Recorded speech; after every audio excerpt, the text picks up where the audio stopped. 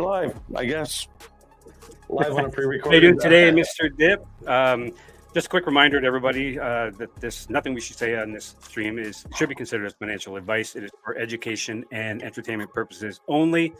Welcome to this week's Crypto Roundtable Year in Review episode. We'll be discussing all the top events that happened in the year in crypto 2023. And we have our guests. We have Tyler Hill Investing, and we have Juan G joining us today.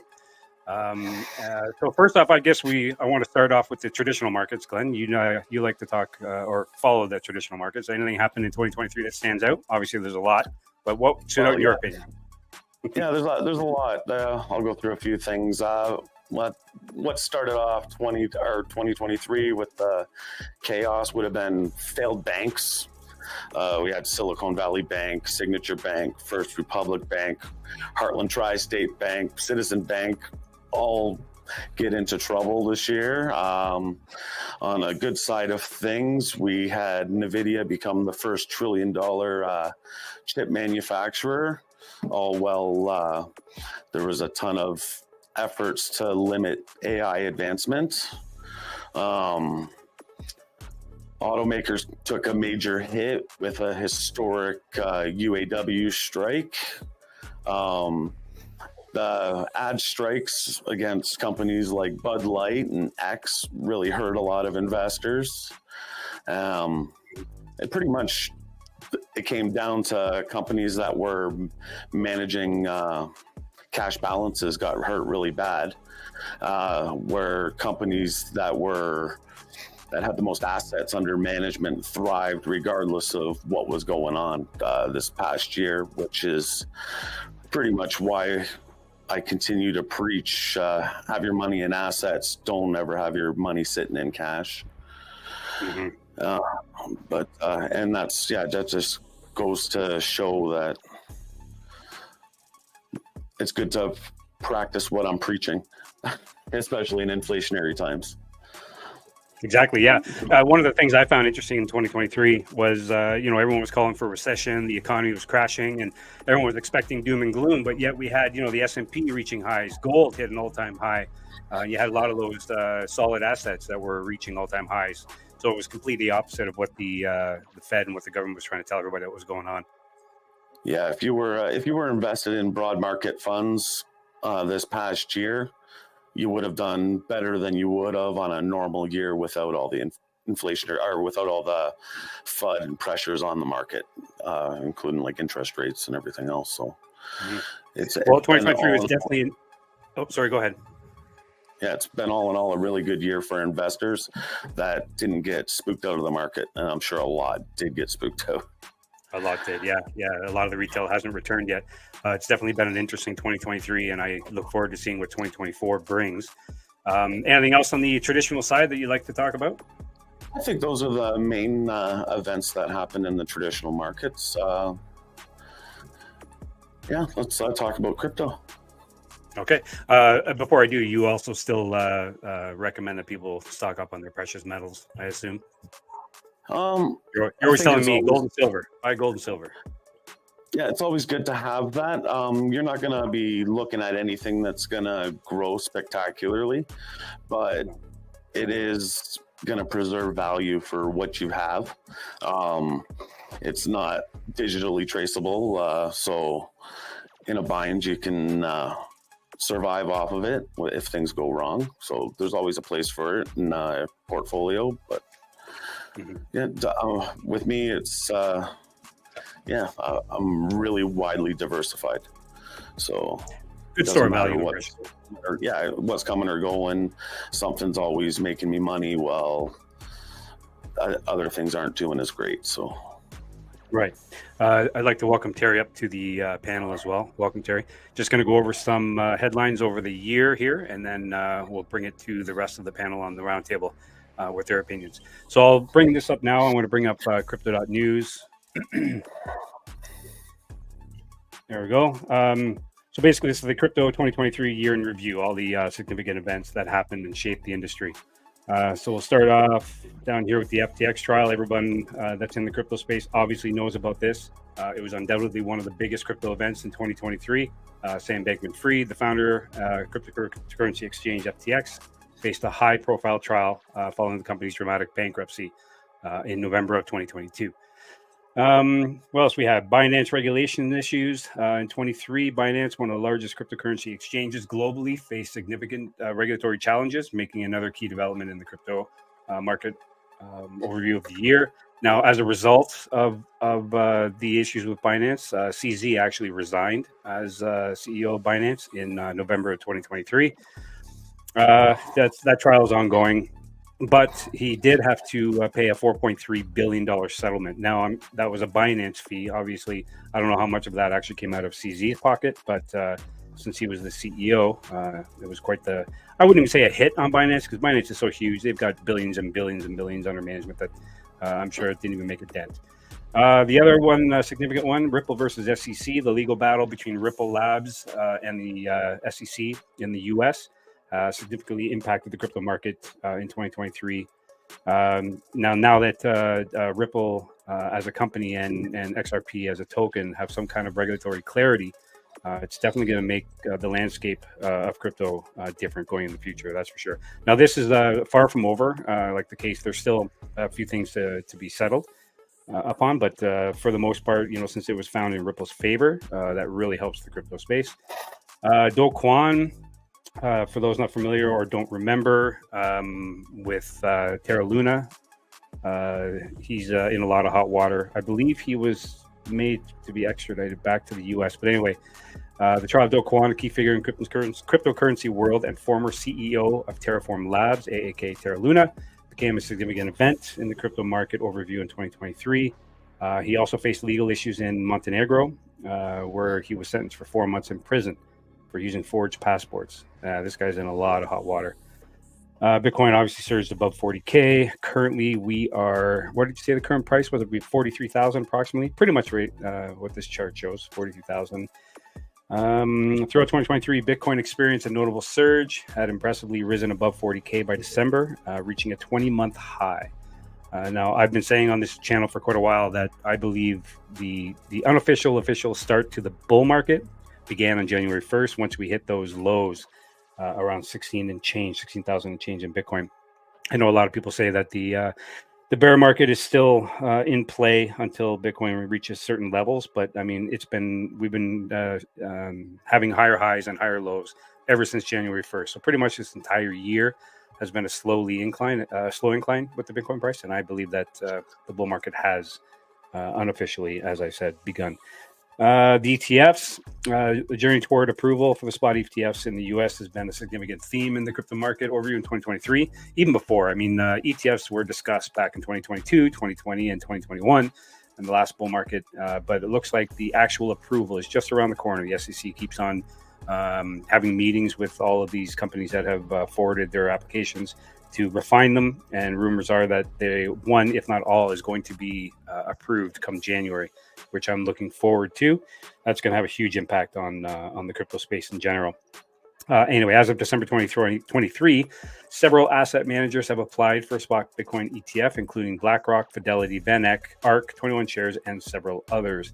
These companies have been involved in detailed discussions with the SEC, focusing on critical aspects such as custody arrangements, investor risk, disclosures, and creation and redemption mechanisms of the ETFs. So yeah, basically they just keep on having interviews with the SEC. So that, in a nutshell, was the year of 2023 in crypto.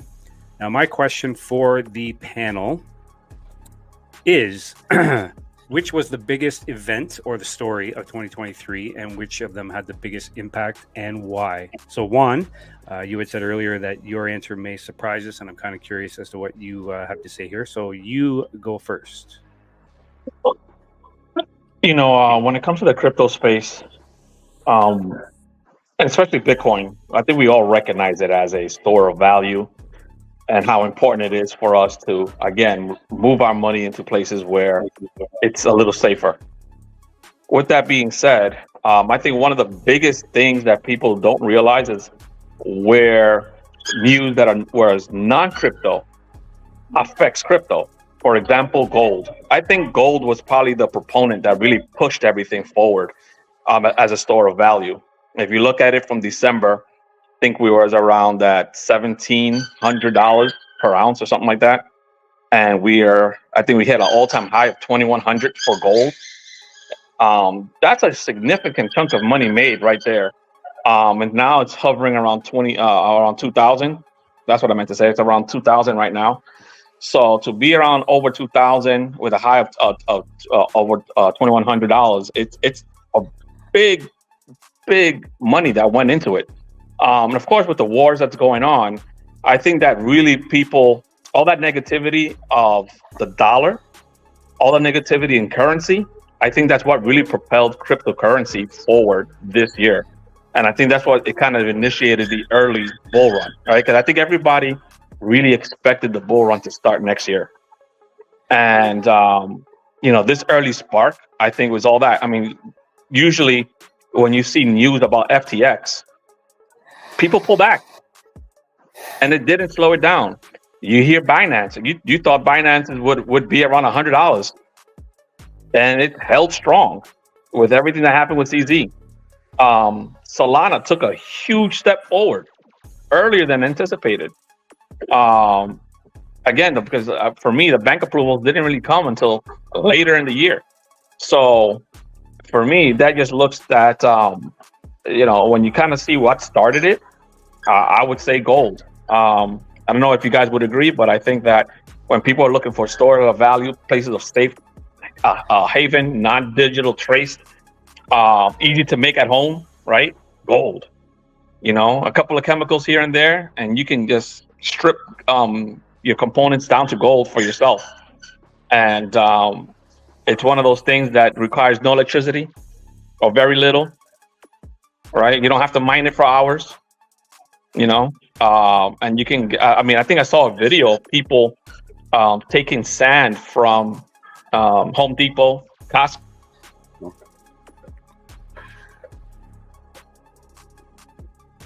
Oh, we lost your voice.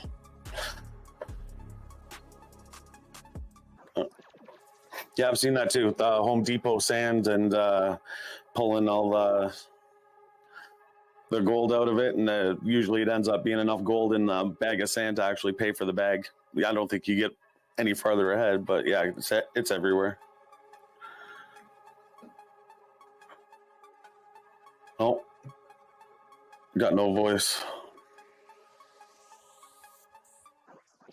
You're muted, Crazy. My bad. The Matrix got Juan, and my keyboard got me. Sorry. Anyway, Tyler, I guess we'll turn it over to you while Juan fixes his mic problem. Sorry about that, guys. Oh, so it was an interesting one, right? This was probably one of the biggest years, of weirdness that I've experienced. And obviously, the reason I say that is because the biggest lesson that I took this year, before I get into the biggest piece of news, the biggest lesson that I took this year is that you truly cannot let the energy, I guess, or whatever you want to call it, that people are presenting about a certain thing be the direct reflection of that certain thing, right? Because like I said, everybody was saying this year is terrible, recession's coming, this, that. But realistically, if you would have listened to all of those people, most people did or would have exited markets and then missed out on this, right? And that's what happens so often. It's just like how 2000, the end of 2021, everybody was saying, Bitcoin's going to 100K, Bitcoin's going to a 100K, whatever. And the moment everyone started to have a general sentiment, it just went the opposite direction. And it felt like once FTX crashed, that felt like the moment where everyone was like, oh, this is the beginning of the end for crypto, blah, blah, blah. But that was actually the beginning of the beginning. You know what I mean? And so it's been a weird year. Now, in terms of the biggest piece of news, at least in my opinion, I actually think it's the CZ situation. And let me kind of explain why. Because I would say in the grand scheme of things, it seems like a lot of people somewhat just forgot about that. They're like, I forgot that CZ stepped down and stuff. But the reason why I think it's the biggest one is because I actually think that's a beneficial step for crypto. I'm a CZ proponent. I do believe he's done more good than bad for the world of cryptocurrency. Don't get me wrong. But one thing that I believe has always held back crypto is the fact that we're somewhat like the Wild West to some degree, right?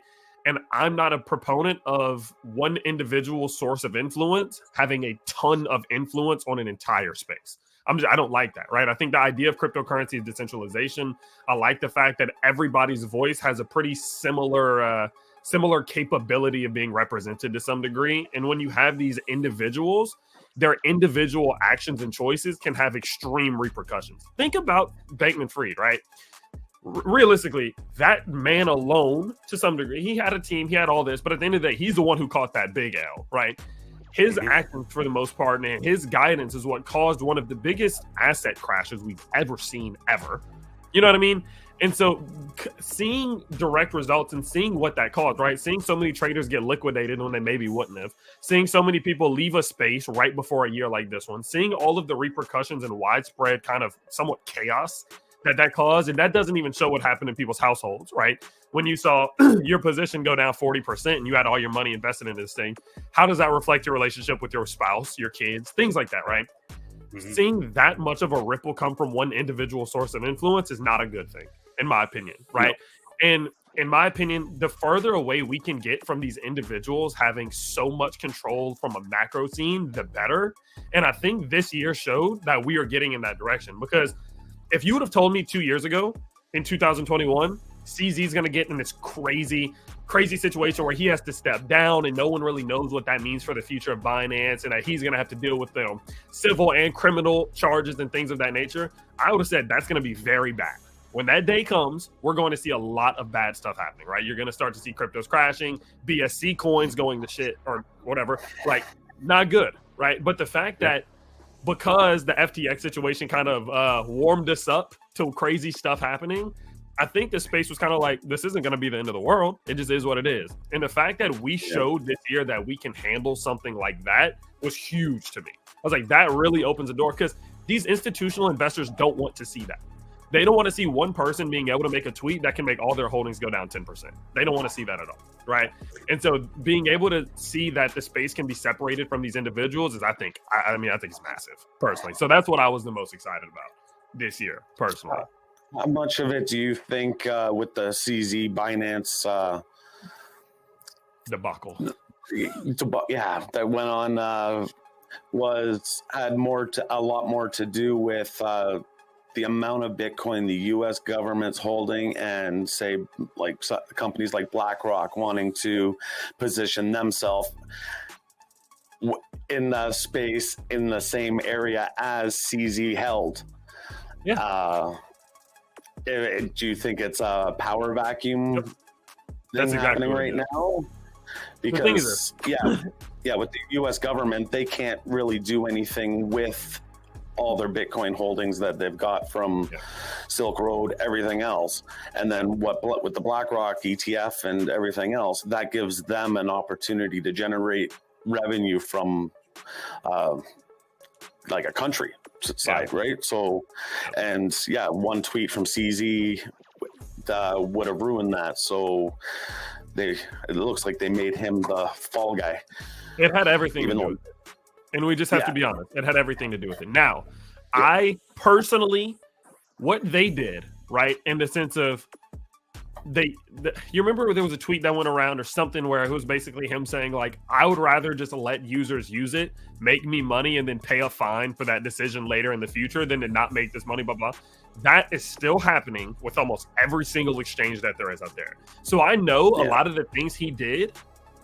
You know what I mean? They're not just making things up saying he did all these certain things. He did them. Like, let's just be honest. I know people love CZ, whatever. He did them. In my opinion, I don't care. Like, whatever, right? But at the end of the day, the reason why they did that, it's a power thing. People are going to want to control the thing as much as possible. But what I personally know is that this is going to be controversial. Okay, it's going to be a little controversial. But if we had to have a power battle between a country having a lot of control over something and one individual person, I'll pick the country, because at the end of the day, the USA isn't just going to maybe hit their head and go on this crazy schizo trip that now they're tripping. Now they're doing all kinds of crazy shit, right? Well, the US might not be a good example of that, but you get what I'm saying, right? It's not an individualized point of influence. And I would personally like to see those individualized point of view influences removed. The biggest one, where I think it's a weird one, is like Elon. Elon has the power to move all types of shit in crypto. If Elon comes out right now and says Bitcoin is by far the best thing that's ever happened for the world, we'll see it climb 20-30%. The dumbest thing ever, right? He's obviously the guy, but as a whole, I want to see those individualized points kind of diminished to some degree, and I think that definitely happened this year. So, yeah, I love Elon, but the fact that he's not even an investor and people take the investing advice from him is absolutely crazy. Like, he's an entrepreneur, right? Like, if you want business advice, he's the richest man in the world, so people are going to trust what he says. Yeah. I was going to ask, what are the chances that the Binance play that the U.S. government did was a way to kind of move away from the FTX conversation? Throw blame? I can see it. You know, be like, it's not just because we know there was weird stuff going on with that, right? Like, I enjoy life, so I'm not going to talk too crazy. You know what I mean? But like, there was definitely some stuff going on that doesn't make sense. And there, considering everything that happened in between CZ and everything that happened with Bankman-Fried, it definitely wouldn't shock me if they're like, oh, look, this guy's just as bad too. But anybody can see through that. You know, it was a smoke screen, and the U.S. does historically throw up terrible smoke screens. But I think that's surely probably what something had to do with it for sure. Well, since we're talking about smoke screens and conspiracies, I think, you know, it's no secret that institutions, they are just kind of getting into the space. They understand the value and they know where it's going in the future. And they're doing whatever they can to shake out retail so that they can scoop up as much of the Bitcoin and other blue chips as they can. And, you know, the whole FTX thing, we all know there was a lot of fall guys. There was a lot of, you know, things going on with that whole situation that not a lot of people are aware of. And, you know, we only hear rumors and rumblings about it. But, you know, using the word fall guy, Sam SBF was definitely a fall guy. And whether or not the whole thing was intentional to crash the market, shake out retail, so investors had a better position, you know, it's just another side of it. There's so many things you can talk about when it comes to the FTX debacle. Yeah, I don't know about that. I think a lot of the Sam Bankman-Fried stuff is just someone who didn't have the traditional finance experience, and he's in the crypto world. So when we did go into a bear market and how heavily leveraged that company was with bad business practice, I think they just too much, right? Like they weren't ever going to be happy with a 1% and 2% gain in profits when you're used to hundreds of percents in a year, right?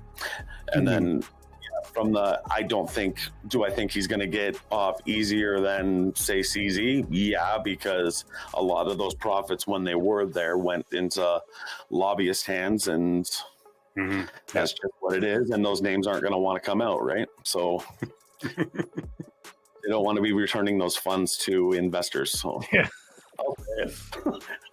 that's for sure. Okay, taking a bit of a side note here. Black Hat, thanks for sending me this. I forgot to mention that across 2023, we continued to see hacks and exploits. So we got some numbers here. At the time of writing this article, the total amount of money that was lost due to hacks is approximately $3.7 billion, which it dropped by 51% compared to 2022. But vulnerabilities in the exchange accounted for over 22% of the overall amount. So, I totally forgot to mention that on the stories of the year. Hacks and exploits were definitely a big part, but it is encouraging to see that it actually dropped year over year from 2022. The only concern that I have about that is, though, I wish we could see a ratio comparison of how much hacks dropped versus how much liquidity dropped. Because was it the same? Was it proportionate?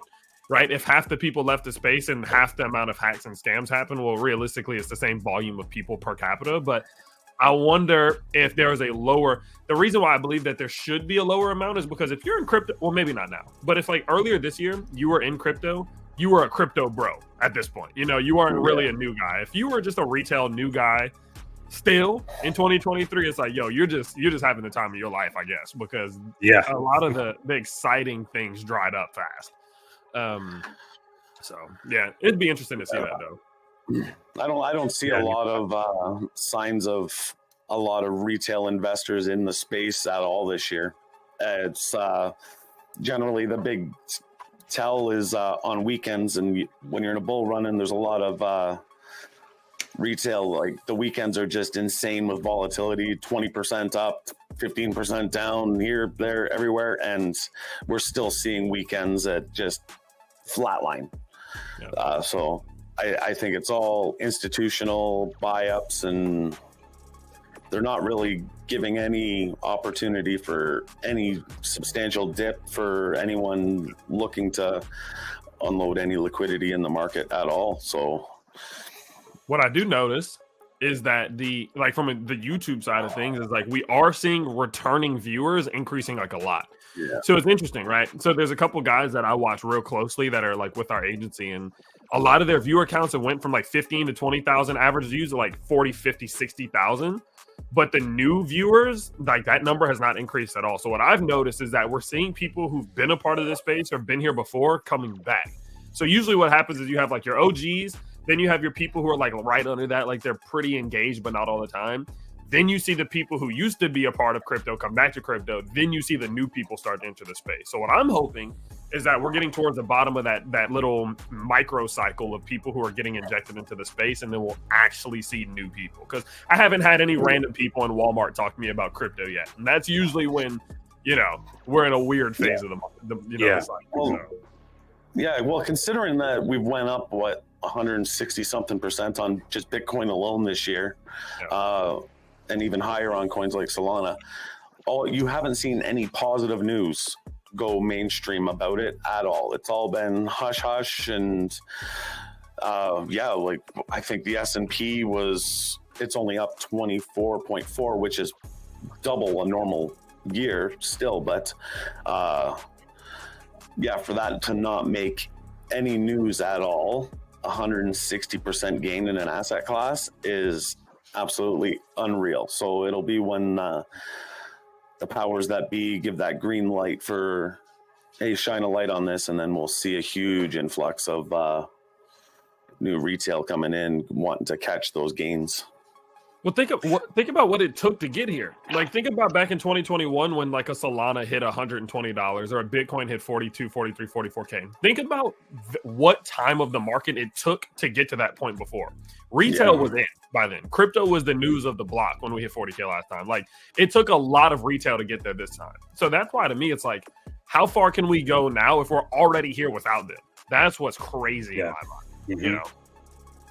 Now, last bull market, I remember one of the big catalysts that brought retail in was the NFT craze. I'll be honest, that was one of the things that really hooked me. I knew about Bitcoin from Dip. He's the one that introduced me, and I knew, the basics about crypto. But what really hooked me and got me seriously involved was the NFT space. And this time around, the NFT space isn't quite as strong, actually, nowhere near as strong, to be honest. But you do see the utilization of NFTs like through LP liquidity pools and stuff like that.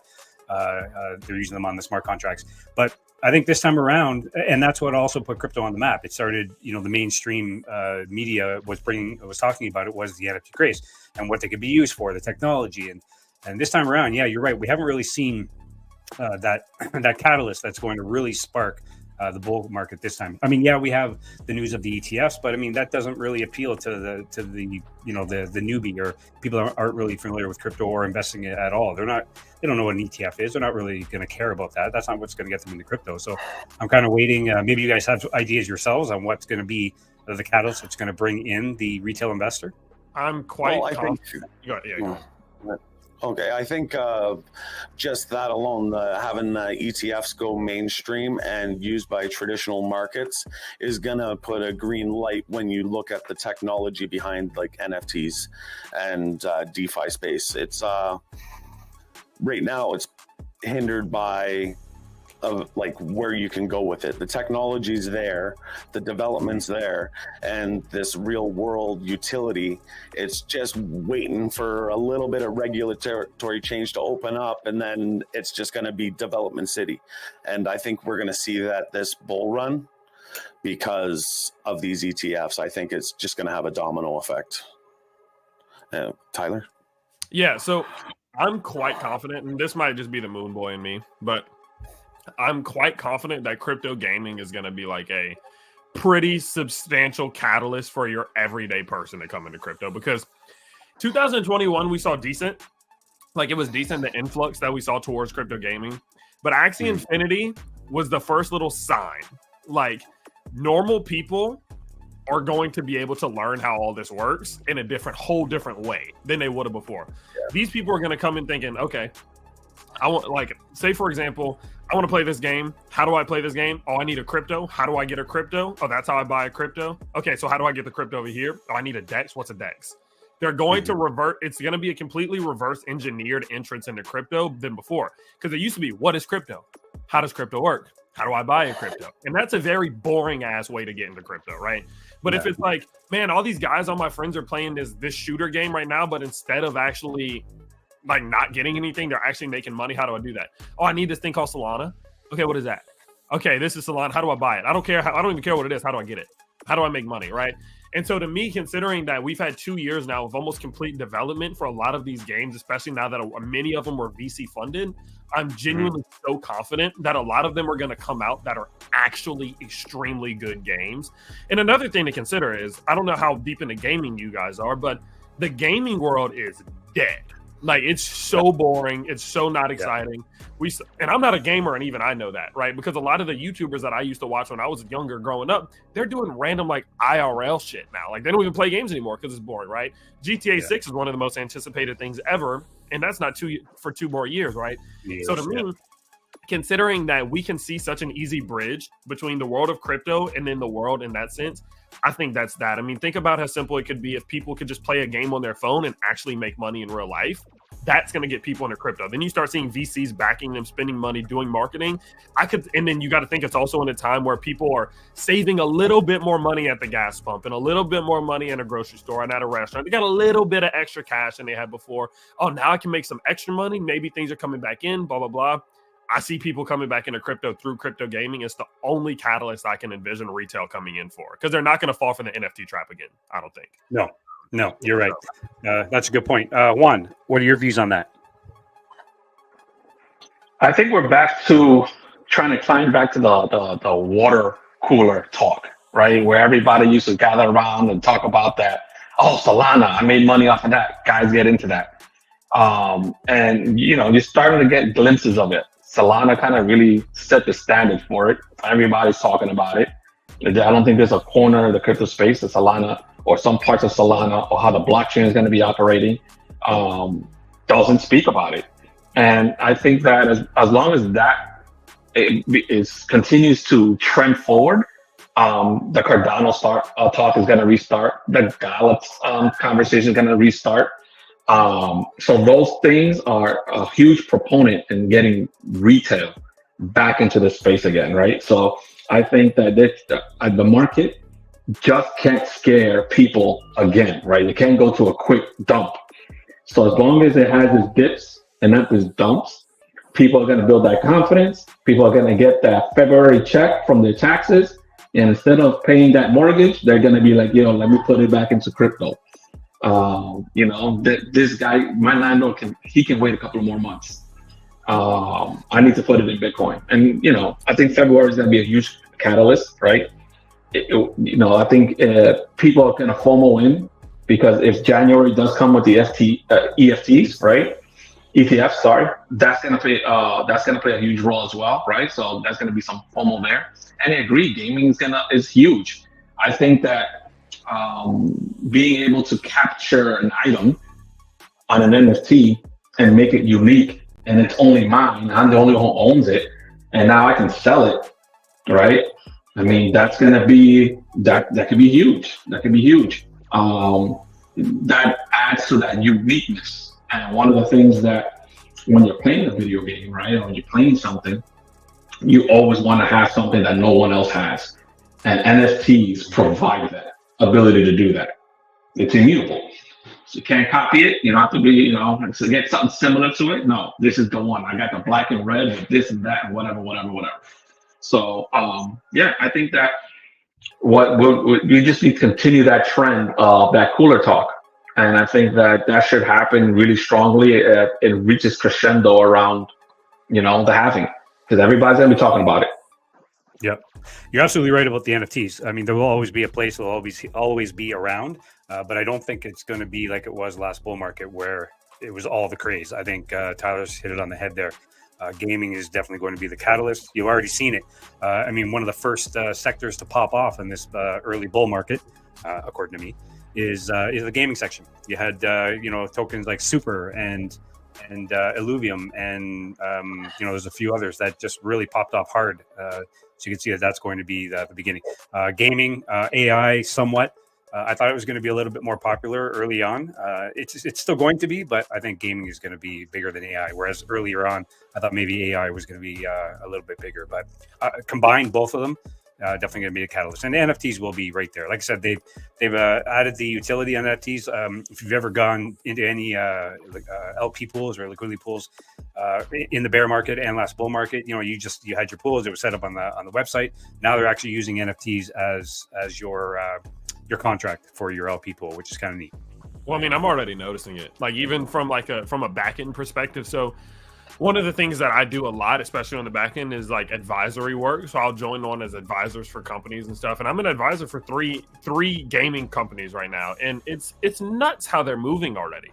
Like there's one, and I'm not gonna do any name drops right now, but they have one game, one product that's it's good. Don't get me wrong, but it's kind of like similar to many of the ones that we've seen before.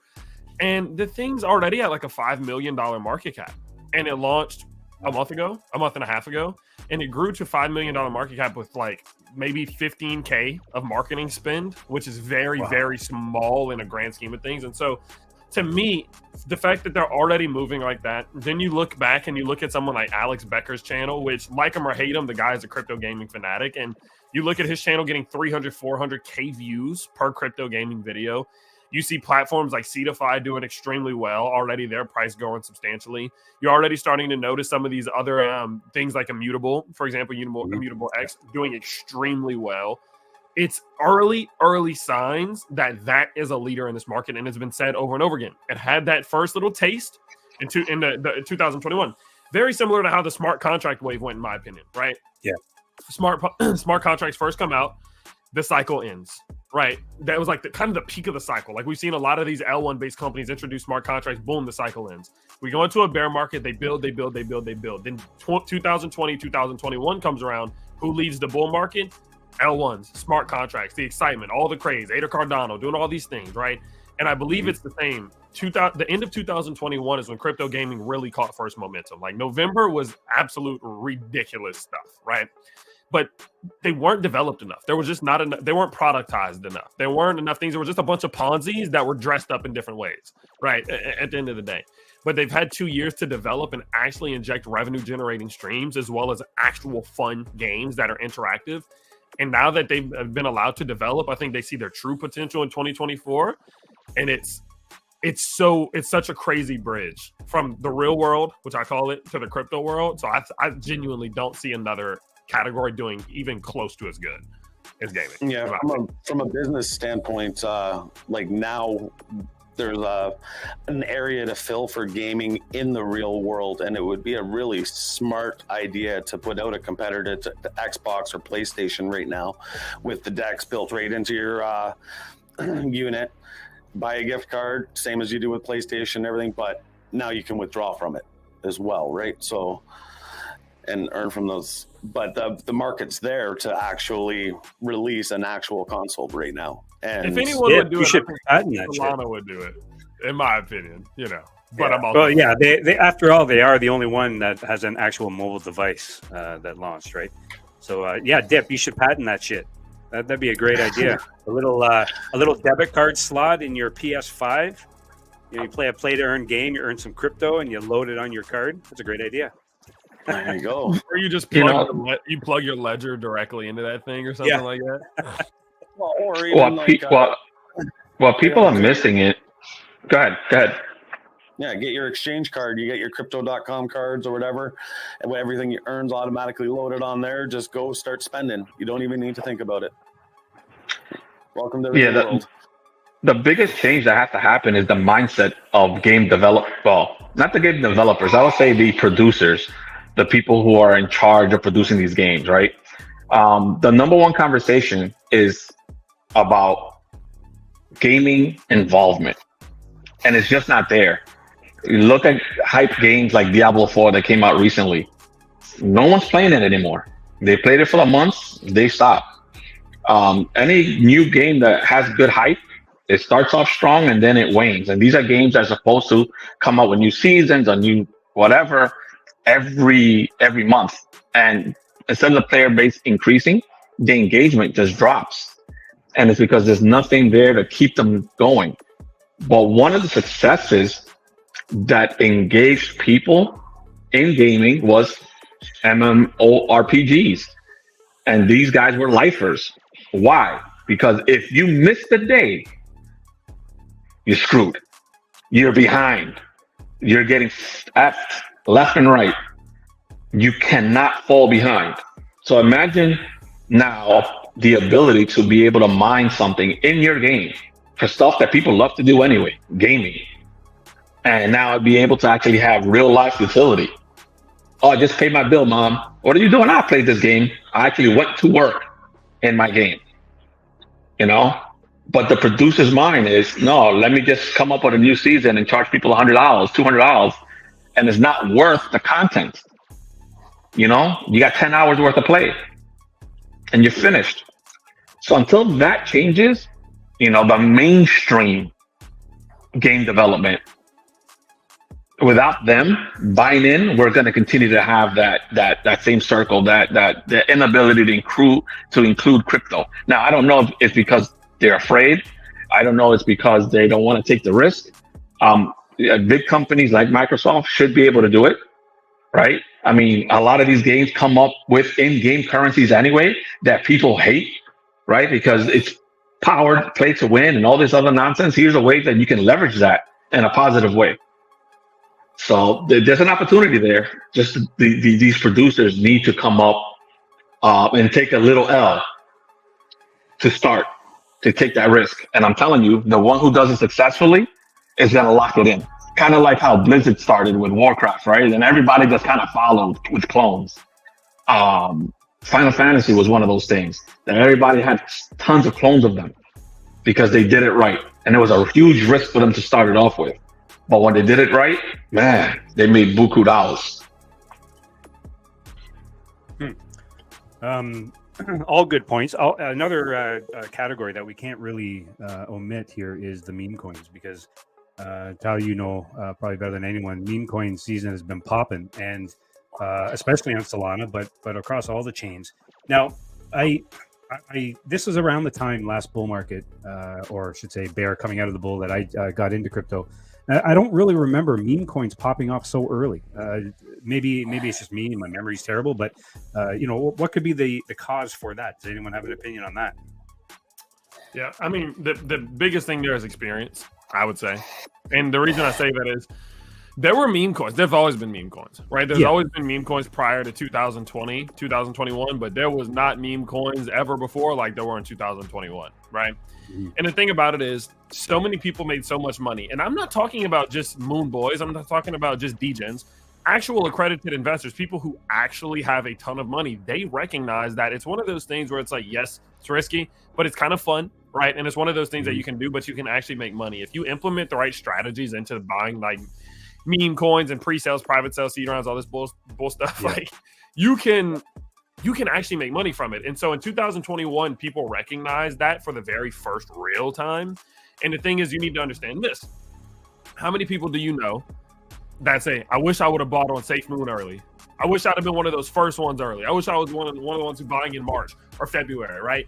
People don't want to make that mistake again. They don't want to be the person who missed the meme coin, the one that really sets everything into motion, who didn't buy in within the first few weeks. And so we're seeing everyone placing those bets way earlier than usual, because now they know if you get in early for the one that just runs this whole, the whole season, then you're getting it. So I think it's both experience, because people actually notice there is gains can be made, and two, people don't want to make that same mistake like they made in 2021, because most people are just ignoring it. Most people were just ignoring meme coins up until it was way too late. Like, you don't go buying a Safe Moon at $2 billion. Like give me a break.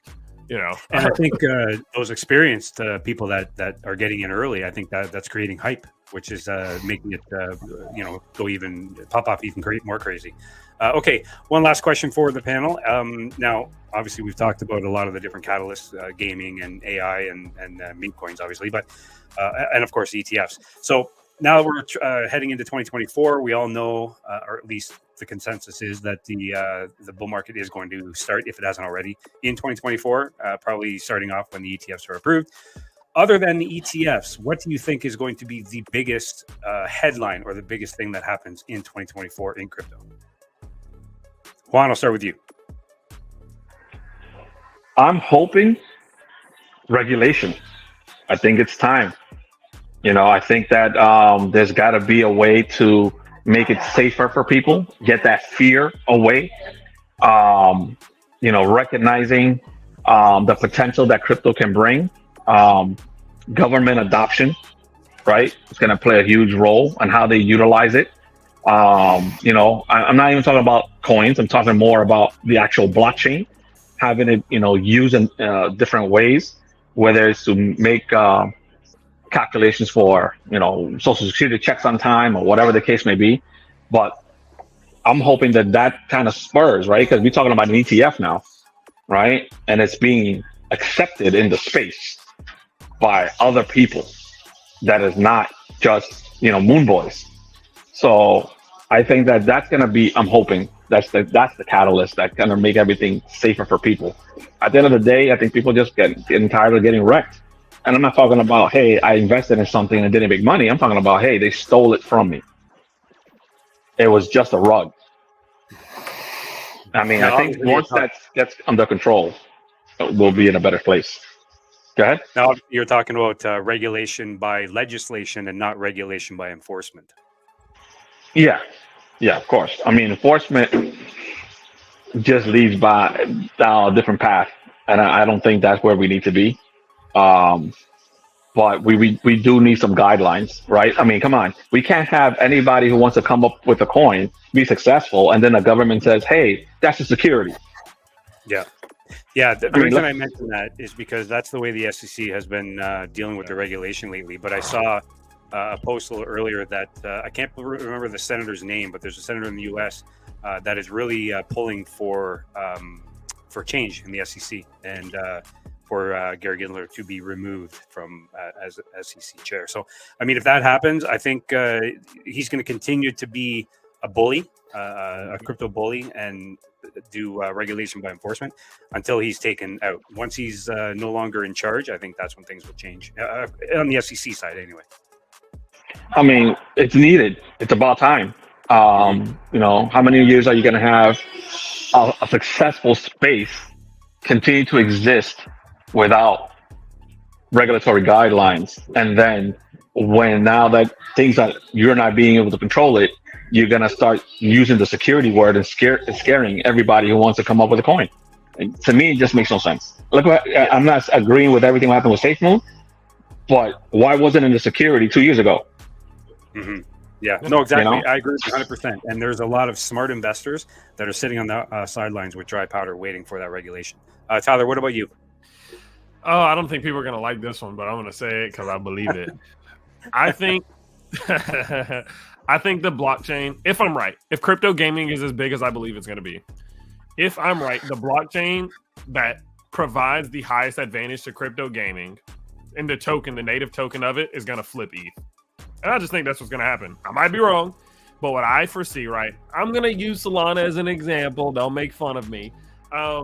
Crazy, I know you won't, but the comments will for sure. But I think hypothetically, if there's a blockchain out there that genuinely can provide true value and virtue to the world of crypto gaming, and that is kind of the world or now, like, this is the blockchain for crypto gaming, and it actually does what I think it can do, I see no reason as to why it can't get to as big, or if not flip Ethereum, if it introduces that much retail into the world of crypto like I think it would, right? Because it's not going to be Ethereum for sure. There's no shot. You just simply you can't do it. You think of gas fees and the speed alone, it's just not going to happen. Not if you're thinking sheer volume, okay? And so to me, if it's like a Solana, like everyone now, I guess we'll find out if Solana's reliable or not, because it's been doing well recently. But if we overflow it, we'll see what happens. But if there's a blockchain that can genuinely handle that, I think we're going to see a little bit of flipping. And I also believe the top 10 of the last 2 years is not going to be the top 10 of the next 2 years anymore. I think Bitcoin's probably always going to be number one, like unless the day comes where it's not. I don't know. But I think that 2 to 9 is going to substantially change, and there's probably going to be at least 2 or 3 in it that we might not have even heard of yet, honestly. So it's going to be weird. The shakeup in altcoins is going to be weird in the next 2 years. I agree. Dip, what about you? I think the biggest thing that's going to change is what we're actually seeing already with the mainstream adoption into ETFs and stuff. I think that there is a lot of potential in the market for other projects to get in that same boat and see more ETFs, but even opening up a different type of investor, getting into like pension funds and long-term holdings, because once it does go mainstream, you have that FDIC protection. I think it's going to take over like a swarm. Once this dam breaks and you've got one, then there's a framework for the rest to follow and get it out there, right? So you're going to find out who's real, who's not, and just by the regulatory standpoint alone. And you will see the regulation coming in, but it looks to me like it'll be less crypto specific regulation and more of altering traditional market regulation to include crypto. Interesting. Now, one thing along what Tyler was saying, you also believe that things could drastically change with Ethereum and the Ethereum ownership and ecosystem. Did you want to dive into that a little bit? You have a bit of a theory, and I kind of agree with you. Yeah, I don't know. Well, there's the obvious, like with the cost and speed and everything else. All the layer 2s on the network run better than the Ethereum itself. And I know I've mentioned quite a few times, and it's nothing against the guy. Vitalik, he's a brilliant mind. He's created something absolutely life-changing in the world. Revolutionary. But when it comes to the business side of things, I don't think he's the guy that's going to be able to withstand getting bullied out of his position. I see other projects like Solana with a different management team that isn't just a crypto nerd for say, but that was like that traditional market advantage as well, to be able to stand up to the pressures from traditional markets and keep the project what it is, right? I don't think a lot of these crypto projects that are out now even realize how easy it is just to buy up 27% of your company with these big companies and shut you down. There's going to be some bullying coming in. The only thing I can think, though, that might kind of counter what I had said earlier is that if we do see an Ethereum ETF drop fast, like if it comes out of nowhere fast, I think any of the institutional investors who don't want to actually do due diligence and they just go off of an assumption, they'll say, well, we want it to be a little bit more risky than Bitcoin, so we'll go for Ethereum. Like that, like I could foresee something of that degree happening, and I think that could keep Ethereum in the race. But I think from a sheer retail side, I think Ethereum's just going to get passed up, honestly. Yeah. Well, on the Canadian side here, we do have an Ethereum ETF as well. But they're both the Bitcoin and Ethereum ETF in Canada. They're leveraged trading positions. It's not just like a spot holding, right? So they do well. They do pay out a great dividend on the Ethereum side, but I don't know. In my opinion, there's just so much better out there that with some scaling, it doesn't stand a chance. Yeah. Agreed. Okay. Well, I guess we just get last opinions or last comments from everybody before we end the show. Juan, did you have anything to add or any thoughts that you have toward the crypto market? Yeah, I want blockchain on my phone. Damn it. I want it to be ubiquitous. I think there's a huge opportunity there for the common person to have some sort of the blockchain running on their phone, mining something, doing something, getting people excited. That's what I'm hoping 2024 kind of brings for us. And I hope whoever's listening, if you're a developer, if you are one of the owners of these big chains, listen. We need it. I think there's an opportunity for it. Make people comfortable around it, and once they are, it'll change I think it'll change the world. Interesting point, Tyler.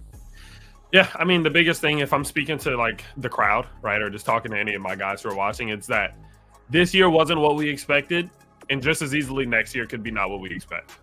And so this game, I've not necessarily been around the longest. I've only been investing 5 years now, right? So I've not even seen a full economic cycle. But one thing that I have learned in those crazy ass 5 years is that it can always end up not what you expect, right? You never know when 2024 ends up a stinker, where it's just a very exciting in the beginning. Crypto runs and runs and runs in the beginning, and then we have 8 months of almost nothing happening. I don't know why that would happen, but sometimes you just never know. So what I always tell people, you just get a strategy and just stick to the strategy. You don't divert, you don't listen, because like I said in the beginning of the show, you can't let the energy that people are inputting on a certain object be the sheer reflection of that object. Just because everyone's saying 2024 is going to be the best year crypto's ever seen doesn't mean it will. And so this now is not the time to go get a HELOC and refinance at 8% or 7%, whatever it is, just so that you can start throwing more money at cryptos. Just stick to a strategy, because this market's not going anywhere. That's I stick to that and I stand by it. So good advice. Dip, how about yourself? Patience is key, and ignoring the noise is also very important. Markets are easily swayed by news articles and fear. So yeah, Tyler has a good point there. Just make your strategy, stick to it, put on the blinders, and keep at it. And whatever your investment strategy is, whatever you're into, it will work out for you in the long run. You will learn, and without any input from the outside world, then you're going to succeed, right? Just by learning. Agreed. Especially in the year of a political election. So we got to... Yeah. Well, unless you're in Canada, then it's the carbon tax election.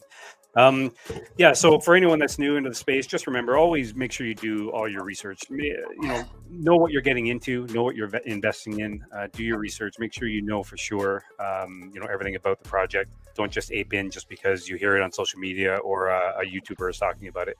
So 2023 was a great year. It was very interesting, that's for sure. It had its ups, had its downs. I think 2024 is going to be a really good year for crypto. So for all those that are new to the space and are unsure exactly what to expect, it's only going to get better from here. You better hold on to something because it's going to get pretty wild. I'd like to thank everyone for joining. Tyler Hill, thank you. Juan G, thanks for joining us. Black Cat in the comments, thank you as always. It was a great show. And of course, thank you to my co-host, Boy the Dip. Appreciate it. Happy New Year, everybody. Thanks for having me. See you all in the new year. Absolutely. See you guys.